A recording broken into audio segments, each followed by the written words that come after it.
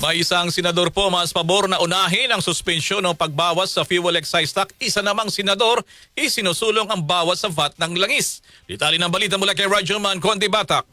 RMN Live Report.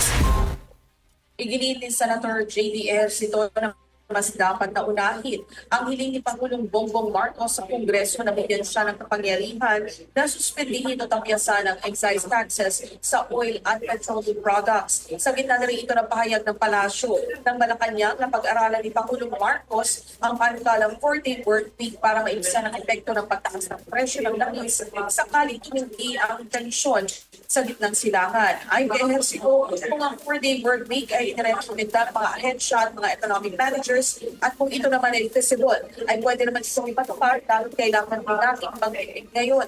Pero kung ang senador ang tatanungin, mas mabuting unahin na bigyan ng kapangyarihan ng Pangulo na magsuspindi ang pagbawas ng fuel excise tax upang makatulong sa mga pumapasa ng pagtaas ng presyo ng mga produktong petrolyo at langis.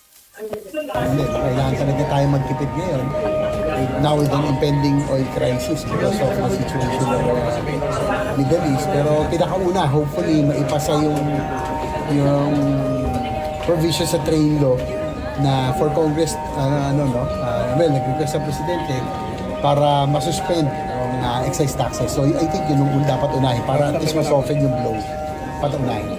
Samantala kung si Senator Amy Marcos naman ang tatanungin, mas pabor siyang unahin na muna ang pagtapya sa value-added tax o VAT sa mga produktong petrolyo. Ang VAT collection anya hindi kasi malaki ng nakukolekta o kinikita sa excise tax at maaaring mabawi sa ibang income ng pamahalaan. Paliwanag pa ni Senator Marcos, ang VAT collection ay hindi man na ito naman ay nakakatulong ng mas malaki sa pamahalaan.